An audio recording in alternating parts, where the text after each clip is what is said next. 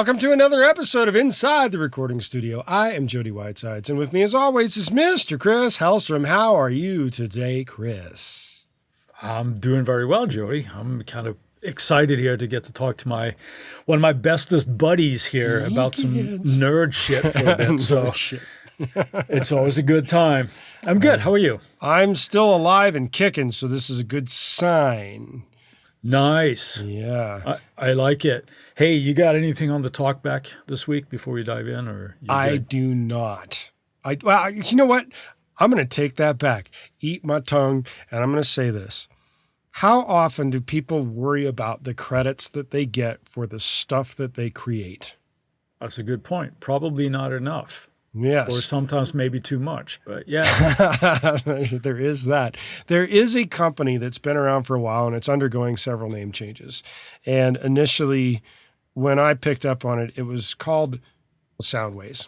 And they created this plugin called RIN-M, R-I-N-M. And what it was intended to do was to give the people that created something on a particular track session, what have you, in regards to music, because it was a plugin that you could stick in your DAW, and you would send it along with any session that you gave, or if you were the one place that everything was being done, you could add people's name and their role into the plugin, along with something called an ISNI number.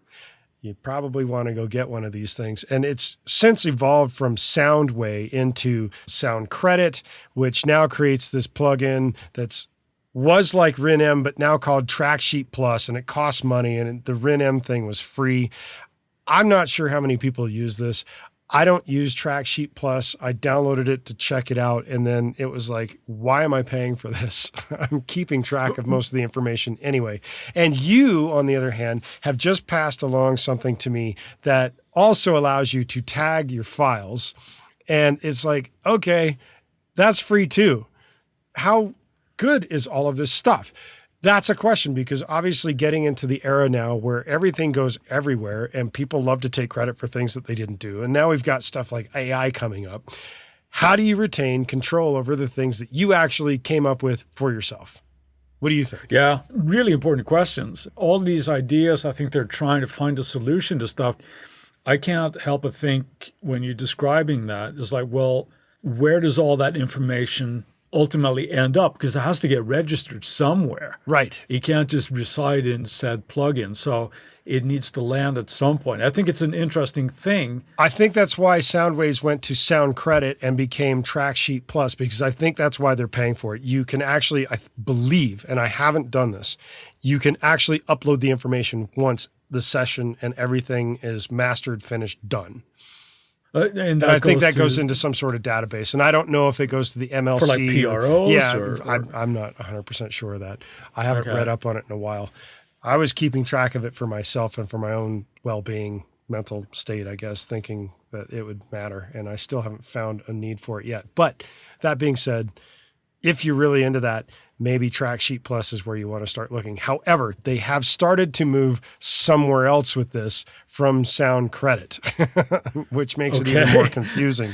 It's ridiculous in that regard, because if you keep changing it, the people that are trying to get into it, you're not going to adopt it. Right. If it's and here's where things have changed, because Sound Credit now is doing something new called Track Chat. And what it is as you're adding pieces and maybe collaborating with people, it's a new portal. Obviously, you have to pay for it. And everywhere somebody puts something in, you add a new version of the track onto this portal, and it becomes its own little streaming entity for private purposes. So there you go. Sounds really convoluted. It gets a little convoluted, and I'm not sure how well this is going to take off. I would like to check it out. But at that point, there really needs to be a strong database of the original creator information, regardless of whether it's AI or humanoid type stuff. So what you're saying now is that with this one, it would be even if you take an existing piece of music and you do something, let's say that you do a remix, that type of thing, to tag your name onto there? Or I'm not sure. I haven't used it yet.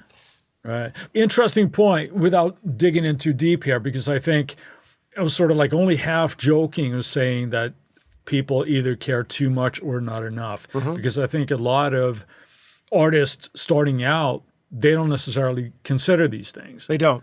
Right. And then you get fortunate enough to get a track placed in a movie or something, and if you're not tagged in there with your proper credits, you're not getting paid. There is that. And outside the U.S., and I think there's maybe one or two other countries at this point, and Sound Exchange is trying to change this in terms of performance royalties. Every performer on a recording gets some little piece of a performance royalty. If you're not properly credited, you don't get that royalty. And if a track suddenly takes off and becomes ridiculously huge, you want that proper credit because it's a lifetime of additional money that comes at you. Might only buy you a coffee now and then, but it's still additional money that can buy you that coffee. Right. Yeah, everything adds up, and you want to proper crediting, man. It's important. Yeah, absolutely. So now that we've bummed everybody out with all that, right, let's bum them out some more with some sample library shit. Yeah, so we're going on our adventure here with possibly boring, but what we consider very important ways of nerding out in managing your data. And today we're talking about managing sample libraries. Mm-hmm. Should you have them on your internal drive? Should you have them on external drives? What's the pros and cons for all of this? So before we dive in real deep here, let me ask you first, already knowing the answer. But are you external drive guy or internal drive guy? External drive guy. Right. Yep. Yeah. And you are the same. That. I am the same, and we'll elaborate a little bit that later. To you, what's the benefit of keeping your sample libraries on external drives? Moving from system to system without having to reinstall it every fucking time. Yeah, you do that a few times, and then it's like... You realize this is a waste of my time. Let me just have one drive. It's going to be a better way, right? Yeah, there is a better way. Yeah, and of course, another huge benefit is storage. Yeah. Of course, because some of these sample libraries, they balloon up in size because big realism and all this kind of stuff. Mm-hmm. And there are even companies, I know, Spitfire do this, Spitfire Audio. You have the option of when you buy a library, you actually can get it on a separate drive already. Right. So you just get the drive as opposed to downloading who knows how many gigabytes. You know what? Just I'm curious about. Yeah, go ahead. They usually, well, maybe it's just further off into the ether of the episode. When they send it to you, is it on a USB drive? Is it on a little stick? What's it on? I'm not sure, but I'm willing to bet at this point that it's a workable drive where it's like a valid option. It's probably an SSD drive, okay, whatever. But I'm guessing that's a moving target. Yeah, you know, whether it would have been like a USB or hopefully it's not a FireWire at this point. But you know, right. That would be bad. Right? Yeah. So when it comes to file sizes here, I'm a big TuneTrack user. Right, so I use Superior Drummer, in this case 3, and with 3, they added a whole bunch of like ambient mics. I haven't even installed all of them because I don't foresee myself using them. Surround mics and all this kind of stuff. And that balloons You paid for something you're not even using? Shame on you. Well, no, I don't look at it that way, but if I installed all of it, it's about 400 gigs. That's a separate drive in and of itself right there. Yeah, more on that later. No, but the main library in itself is large. It's about 3, I think, just south of 300 gigabytes. You cats. And yes, and that's what I have, right? Mm-hmm. So I never bothered with all the additional surround mics because I didn't foresee myself using them. I'm sure they sound glorious. Right. But the point here is that sample libraries, they balloon. And what's another benefit for having a separate sample drive? Besides what you also mentioned, right, the update, but it's also internal drive fill up pretty quickly here. Right? Depending on how big it is, sure. The new Mac Studio can go up to 8 terabytes. That's pretty huge. Yeah, but we all know that most people don't buy that with a full 8 terabyte drive. You and I had talks personally, and you were confiding what you would go with. And what you're I certainly now, wouldn't right? go that huge on an internal drive. Right. So, but even if you do system drive, which would be not massive, but relatively large at like 1 terabyte. Mm-hmm. Okay, so install all of TuneTrack Superior Drummer on that, and that's half the drive of is it gone. already. Yeah. You know, that's a huge one. Also, as we've established prior here, that I'm also pretty anal retentive. So I like have things being on a separate drive. Much of what we're about to talk about goes along with the same idea where both you and I treat all the projects that we're recording on a separate drive. Yep. Right. So you have a live sort of drive for projects and everything. All of those benefits we've discussed in the past, but a lot of the times the same reasons for this. Yep. It might sound obvious to people that have been doing this for a while.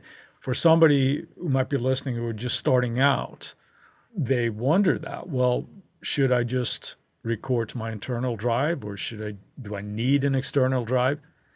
To me, there was once upon a time that was a bad idea. Today, it's probably not the same bad idea. However, it really does come down to space and whether or not you have it for things that are just going to be laying around for probably 90% of the time. Right. That's another huge thing for me, obviously, to keep everything on an external drive. One thing that could potentially be an issue, and I think this is a little bit less today because we tend to not have spinning drives anymore. You could argue that it's a little bit more taxing on the internal drive to have all your projects and stuff living on there. Now, I say that with a little bit of hesitation because today with SSDs, I don't think it's... Well, it's not quite the same. You're not taxing the internal drive by having it go back and forth with a read head. SSDs don't have that. Yeah. That was the primary reason why you wouldn't keep sample libraries on your internal drive and record to your internal drive because the system's using it at the time with the spinning hardware. When it's not a spinning hardware, that issue goes away. So part of what we're saying has a lot to do with organization to how we operate based off of the ladder of where we learned. Right. Yeah. And I mean, you lose enough internal drives when they, stop functioning and you get pretty pissed off about that and you start thinking about how to do things differently. Yeah. Right? And of course you want to make sure you back that stuff up. Even if you're using a separate sample drive, you're going to back it up. Yeah. So what's a negative to all of this? Well, you need more drives, right? It's always the cost thing. So again, if somebody is just starting out and they've got their system set up and they've had to buy an interface and they've had to buy monitors, and it's not an insignificant investment.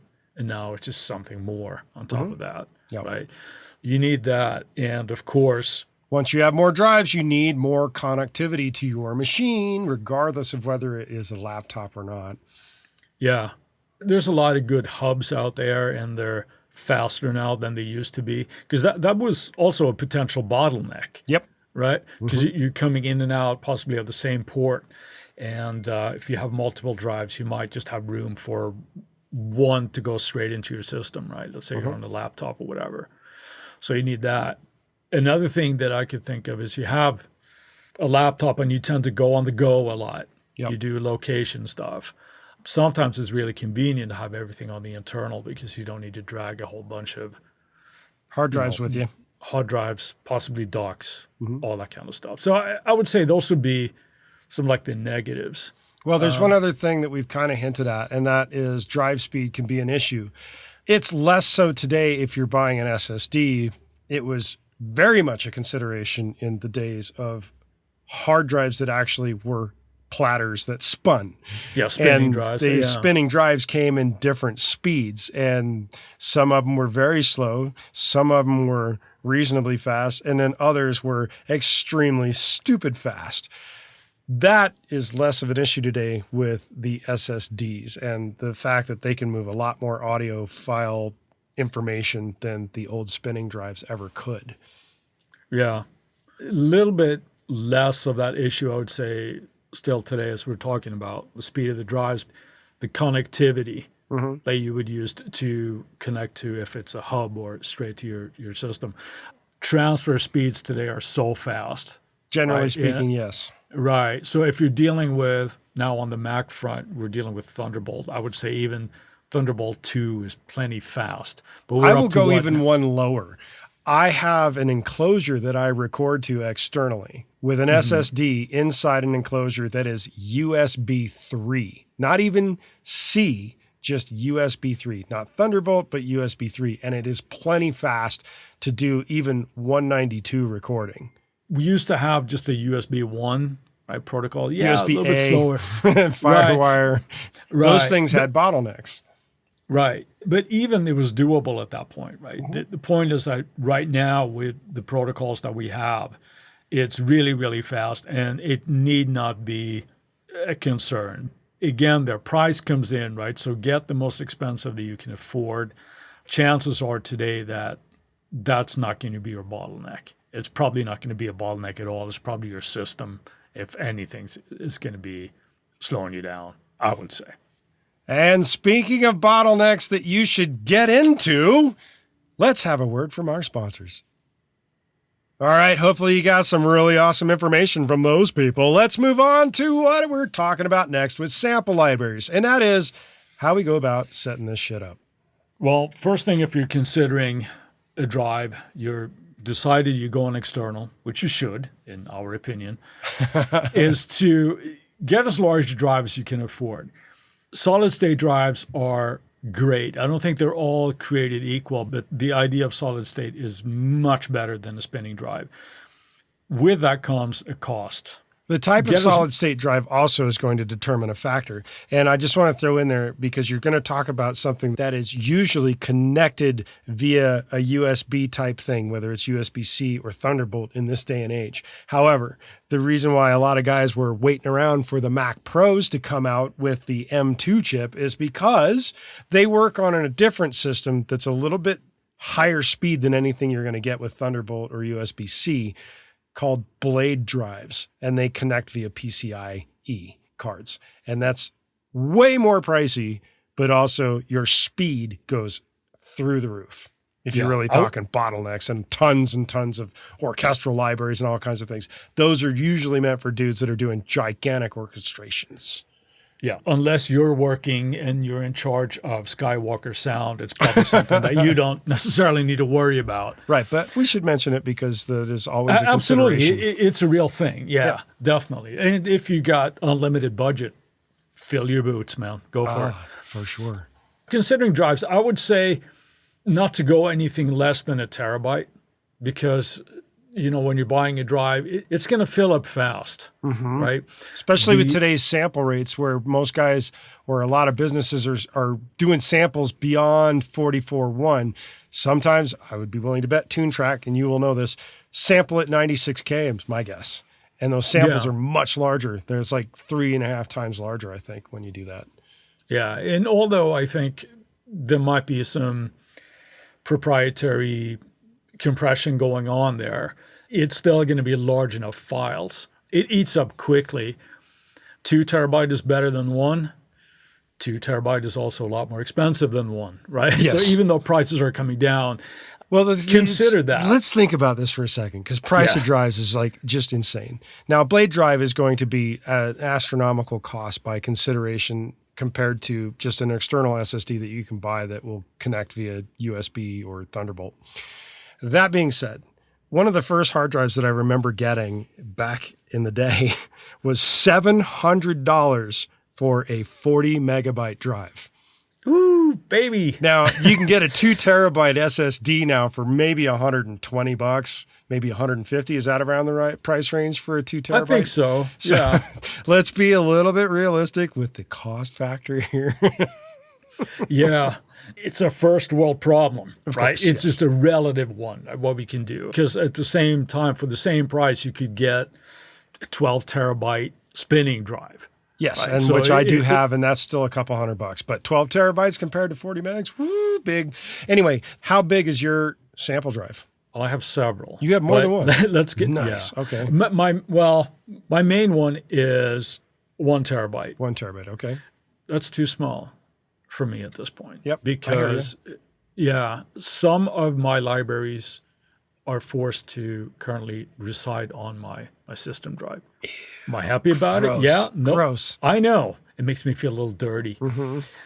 I will be adding additional drives to do that. Right now it works, but I'm not happy about it, hence this episode. What about you? How big are yours? Mine, I have one, and mine is 2 One. terabytes, and I've used over a terabyte of it. I have the ability to fill it beyond 2 terabytes. I just haven't done that. I'm sure. And the main reason why is most of the stuff that I have the capacity to download and install, I generally don't use. So I'm not going to start filling it with tons of things that I don't have. I do have a 12 terabyte RAID system that has backups of every sample I've ever had. And when I did build the 2 terabyte drive, I ended up removing some of the things that were old and unneeded or just outdated, but I kept them on an archive for the strict purpose. If I open up a very old session, I need to be able to open those. And generally speaking, those older samples are fast enough, even off of a spinning 12 terabyte drive RAID, that I can open them and play them back, which is fine for now. Or if I really have to, I could pull them off of the RAID backup and put them onto the sample drive for the temporary time that I would need them, and then put them back. When you set this up for your sample library, you need to make sure you formatted it properly. Yeah. Now, for Mac guys, there's a couple of choices. We're not really going to cover the Windows thing, mainly because I'm not sure there's a whole lot of different file types on the Windows side of things. I'm not sure either, but one thing to keep in mind here, if you are on the Mac side, is that depending on the manufacturer, when you get your drive, it will be formatted for a Windows system. Yes. And then you can run into all sorts of issues there. Mac is a little bit friendlier reading Windows systems, but on the other way around, it's not so friendly writing that stuff. It's no bueno. Yeah. What are the systems that we should look for on the Mac side? Well, prior to this transition that Apple did into their M chips, the idea of Mac OS extended journaled was your general choice. Now there's a new system, APFS. And if you're building a brand new system with Ventura or Sonoma coming out, or even with Monterey at this point, you want to probably go with APFS. Yeah. I'm not clear on the actual benefits or pros and cons from either system, but I know that my system drive came formatted as APFS. So that's what that is. I have most of my external drives are extended journaled and still working fine, but I do think there's probably something in the math of how the drive operates. Like you said, that might be more of an issue if you're dealing with the newer chipsets. I'm still on an Intel Mac. I haven't noticed any difference, but you definitely want to make sure that it's formatted for one of those systems when you're setting up a sample drive. Right. Now, diving into that if you've now formatted your drive, let's dive into how you're managing the installation. What do you do? It could be a few things, obviously.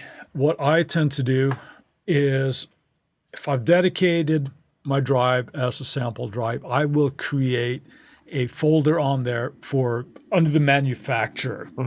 So I will name that folder to whatever, let's say Heaviosity, right? And then during installation, you can often choose where you want the samples to be installed. Now, that's an additional setting that you'll have to do. The default is generally just to the shared folder on the system drive, right, under the users. That gets built up pretty quickly. So I specify drive. I create a folder, name it accordingly, and choose that during installation, and all the files will be placed there. That, to me, is the ideal way of doing it. If you have started your journey on the internal drive, some applications and instruments will allow you to move the samples or choose another directory for them, basically. So it's possible to just move them, physically move the files over to your new drive, erase them from the old one, and then point the directory to the new folder. That's always a scary thing to do, the one when you hit delete and you're actually deleting everything. That's generally how I do it. There's also a thing that we could do using alias folders and things if you're familiar with those. So maybe you can describe how we kind of do that. I think that's actually something that needs to be put out to pasture. And I don't think a lot of companies really rely on it anymore. That's way more of like a prior to OS Catalina type of thing that you would do. And maybe it's not a great thing to go through, but what it means is that you would create an alias of wherever the library was previously installed. You move it to the new location, create the alias, and drag it back to where it was previously installed. The problem with that is that Apple's OS now, and we're talking specifically Apple, you probably can still do something similar on the Windows machines, is that those will break. And it won't see it because it's not the hard link that it's expecting.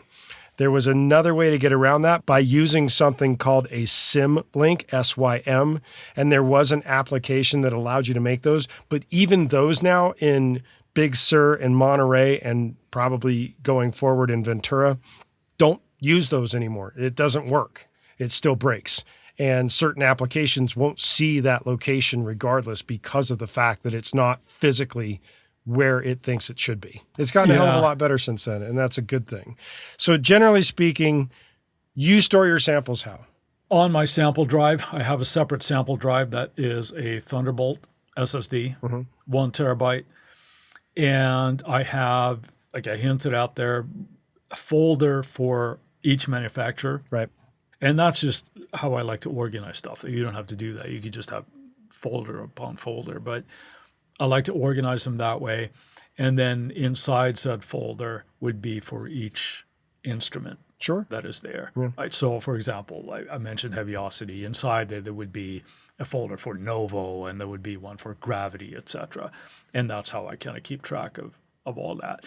I said that I have multiple, and that is because the company that I mentioned at the top, TuneTrack, with my Superior Drummer installation, I have actually another SSD drive that is just called TuneTrack, and that's where all my TuneTrack stuff lives. Damn. And it was simply just to make a little bit temporary room on my main sample drive because I was at capacity, man. And it was like, ugh. You guess. Yeah, I don't like that. So that's how I do it. And when I add a separate drive, I don't think I will merge this 1 terabyte drive to a larger SSD drive. Right. I will probably have it as in addition to. Gotcha. And then, of course, same idea as you mentioned, everything goes into the RAID system just for backup, that type of thing. So what about you, though? How do you do it? Pretty close to how you do it. I have individual folders that are named as per the manufacturer of the sample library. And then I point that software to use that folder on the sample library drive. Yeah. And then I allow it to install as it sees fit to that location. I don't go quite so far as per instrument because most of these manufacturers will actually do that anyway. Yeah, it'd be named like that usually, but again, anal retentive. So one thing that I think that we should touch on real quickly here, and this could almost be an entire episode by itself, Apple loops. It's really convoluted the way that they are installed. You can move those, which I have done as well for all the third-party Apple loops that I have created or downloaded. You told me that you think that in Logic now you can actually have that functionality of actually being able to move the Apple loops that are factory installed on your system. Not even that it's a theory. You can. You check. Okay. It's under Logic. I don't know if it's in GarageBand. Unfortunately, I don't use GarageBand to be able to say this. Under the Logic Pro menu, under Sound Library, there's Relocate Sound Library. When you press on that, it gives you an option to say, where do you want to move the library to? Right. And then it will move it. And then it knows every time it installs something new for that, it puts it in the new location where you told it to be. Right. That's good. And I think they've updated also now how you create and install third-party libraries with the indexing and all this kind of stuff. The indexing will move stuff as well. Right. So that used to be a bit of a pain. But anyway, that's my thoughts on sample libraries. I always go external because control and for all the reasons that we've just mentioned. So. All right. And getting over anal retentive vibes, we're going to move on to Friday finds. Chris, what have you got this week? Somebody turned me on to a piece of software that kind of hints at what you're talking about at the top of the episode here. It's when you're releasing music, you usually get assigned an ISRC number. for that file, right? Generally, the service that when you're releasing or who's releasing it. If it's a label, they will do that. But if you're doing it as an independent artist, it would be through like, I don't know, CD Baby or whoever you're doing it with, right? Yep. You will get that. There is a little free utility should you need to add this yourself into your WAV files. There's a company called Sonoris, and it's called ISRC Editor, that you can actually add that yourself. I thought that was pretty neat. I don't have a need to use that right now, but I thought it was a cool little utility. Sweet. That you can actually do that yourself. So that's my Friday fun this week. What about you? I'm going with something that is free, much like you. This is different, though. This is for those that want to tweak the living shit out of vocals. It is called Graylon 2 by Auburn Sounds. It is an auto-tune type plugin that allows you to do things manually with a lot of extra little features like bit crushing and extra other little effects. It is specifically meant for you to mess your vocals up or pitch shift them, do what you want to do in there. Graylon 2. That is my choice right there. Woohoo! While we've got your attention, we ask that you go to insidetherecordingstudio.com and sign up for our mailing list. You'll need to be on our email list in order to be eligible for future giveaways, and we'll make sure you don't miss any future episodes of this amazing podcast. Send us an email at goldstar, GOLDSTAR, at insidetherecordingstudio.com with the word samples, and you'll get something cool back in your inbox. If you have a topic or suggestion for Chris and I to explain in a future episode, contact us at the contact page, and we'll put it into consideration for a future episode. With that, I'll say see you next week. Thanks for listening, all you audio nerds out there. Have a good one, Jody.